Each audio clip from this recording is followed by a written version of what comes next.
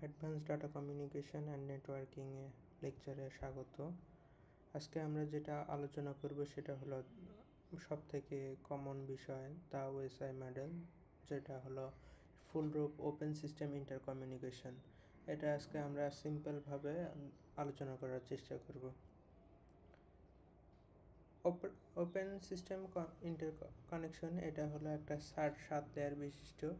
এখানে মূলত যেটা হয় যে সেট অফ রুলস থাকে, যেটা এক্সপ্লেন করবে একটা কম্পিউটার সিস্টেমের সাথে আরেকটা কম্পিউটার সিস্টেমে নেটওয়ার্কের মাধ্যমে কিভাবে কমিউনিকেশন বিল্ড আপ করবে। এটা আমরা 7টা লেয়ারে জানি বিভক্ত: application layer, session layer, presentation layer, network, transport, data link layer and physical layer. শুরুতে যেটা হলো অ্যাপ্লিকেশন লেয়ারের যে কাজগুলো, এটা হলো একটা হিউম্যান এবং কম্পিউটারের সাথে ইন্টারাকশন লেয়ার। এখানে আপনার একটা ইউজার এবং অ্যাপ্লিকেশনের সাথে জাস্ট খালি হলো কমিউনিকেশনের জন্য ইনিশিয়াল কাজটা করবে, যেটা একটা ইউজার তার একটা কোনো কিছু নেওয়ার জন্য বা রিকোয়েস্ট করার জন্য সার্ভারের কাছে HTTP বা HTTPS এর মাধ্যমে রিকোয়েস্ট করবে এবং সার্ভার একটা অ্যাকনলেজমেন্ট দিলে তাহলে কমিউনিকেশন বিল্ড আপ হবে, ইনিশিয়েট হবে। তারপরে সেকেন্ড লেয়ার যেটা হলো প্রেজেন্টেশন লেয়ারের মূলত কাজ হলো 3টা: ট্রান্সলেশন, যেটা হলো ট্রান্সলেট করবে, যেমন ডিফারেন্ট কম্পিউটার বিভিন্ন ধরনের করে থাকে, কোনোটা ASCII-তে, কোনোটা EBCDIC করে থাকে। এই ট্রান্সলেশনের কাজটা করে হলো মূলত প্রেজেন্টেশন লেয়ার। তারপর এনক্রিপশন এবং ডিক্রিপশন। এখানে এনক্রিপশন এবং ডিক্রিপশন লেয়ারের যে কাজটা, সেটা হলো ডাটাকে আপনার সিকিউরভাবে ট্রান্সমিশন করার জন্য এনক্রিপশন এবং ডিক্রিপশন করে হলো প্রেজেন্টেশন লেয়ার। আর অনেক সময় অনেক ফাইল সাইজ বড় থাকে, সেই ফাইল সাইজটাকে মিনিমাইজ করে ট্রান্সমিশনের ক্ষেত্রে প্রেজেন্টেশন লেয়ার কাজ করে, যেটার কারণে এফিশিয়েন্টভাবে আমরা ডাটা ট্রান্সমিটের লেয়ারটা দেখতে পারি। থার্ড যে লেয়ারটা, সেটা হলো সেশন লেয়ারের কাজ যখন আমরা একটা কম্পিউটারে কোনো জায়গায় লগ ইন করার অনেক কিছুক্ষণ পরে কিন্তু সেশন বা লগ আউট হয়ে যায় অটোমেটিক। সেশন লেয়ারের কাজটাও মূলত এমন, যেমন একটা সেশন এস্টাবলিশ করে, মেইনটেনেন্স করে এবং টার্মিনেশন, কতক্ষণ পর্যন্ত সেশনটা অ্যাক্সেস থাকবে, সেগুলো হলো এই সেশন লেয়ারে কাজ করে। আবার অথেন্টিকেশন বা অথরাইজেশনের কাজটাও সেশন লেয়ারে কাজ করে, যেটা যেমন আপনি সঠিক মানুষ হিসাবে লগ ইন করছেন কিনা সেটা চেক করেও এই সেশন লেয়ারটা। রিকানেকশন অনেক সময় হয় না, যেমন আপনার একটা ইন্টারকানেকশনের ক্ষেত্রে বা ইন্টারাপশনের পরে কিন্তু আবার অটোমেটিকভাবে রিকানেক্ট হয়, সেই কাজটা ওই সেশন লেয়ারে কাজ করে। তারপরে আমরা দেখব হলো ট্রান্সপোর্ট লেয়ারের কাজ মূলত বেশ কয়েকটা, যেটা আপনার যেমন প্রসেস টু প্রসেস ডেলিভারি। এটা হলো আপনার সেন্ডার এবং রিসিভারের ভিতরে শুধুমাত্র কাজ করবে। ট্রান্সপোর্ট লেয়ার শুধুমাত্র সেন্ডার এবং রিসিভারের ভিতরে যে ট্রান্সপোর্টিং ডাটা সেটা কাজ করবে।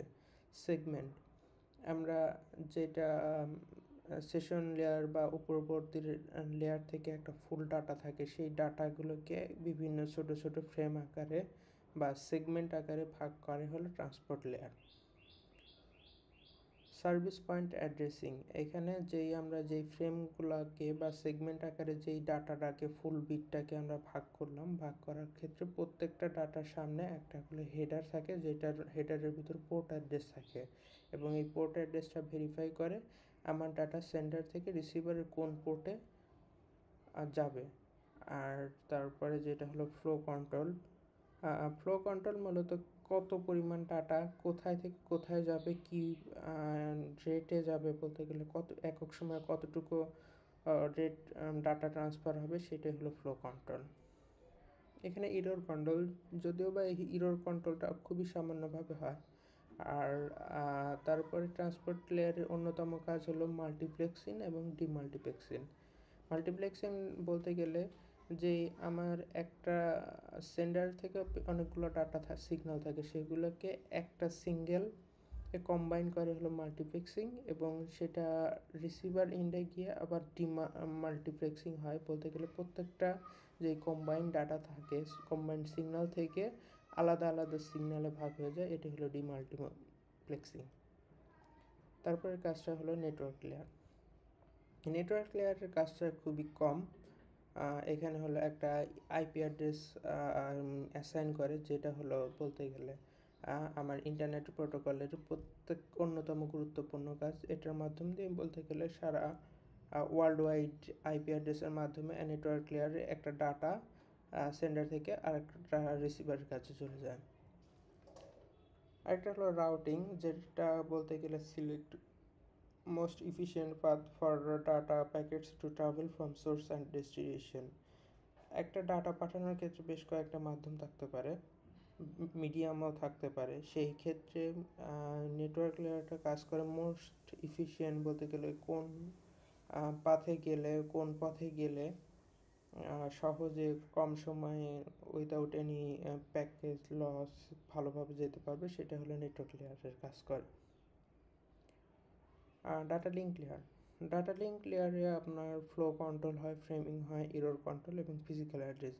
ফ্লো কন্ট্রোল হয় আমরা যেমন ট্রান্সপোর্ট লেয়ারে দেখছি সেন্ডার এবং রিসিভারের ভিতরে ডাটা ট্রান্সমিশন হয়েছে, বাট ফ্লো কন্ট্রোলের ক্ষেত্রে সেন্ডার এবং রিসিভারের ভিতরে যেই মাঝখানে মিডিয়াম থাকে, মিডিয়ামের সেন্ডারের একটা নোড থাকে এবং রিসিভারের একটা নোড থাকে। এই নোড এবং নোডের ভিতরে হলো ফ্লো কন্ট্রোল, মানে ডাটাটা আদান প্রদান হয়। ফ্রেমিং বলতে গেলে ডাটা, যেমন আমরা নেটওয়ার্ক লেয়ার থেকে একটা ডাটা পাই, সেই ডাটাকে আমরা ছোট ছোট ভাগে স্ট্রাকচার ম্যানেজেবল ভাগে ভাগ করি, সেটাকে হলো ফ্রেম ভাগ বলে। ফিজিক্যাল অ্যাড্রেস বলতে গেলে এখানে অ্যাসাইন ম্যাক অ্যাড্রেস, যেটা হলো আমাদের লোকাল নেটওয়ার্কের আন্ডারে যেই আমরা ডাটা আদান প্রদান করবো, সেটা হলো ম্যাক অ্যাড্রেসটা হলো ফিজিক্যাল অ্যাড্রেস ভাগ এখানে অ্যাসাইন করা হয়।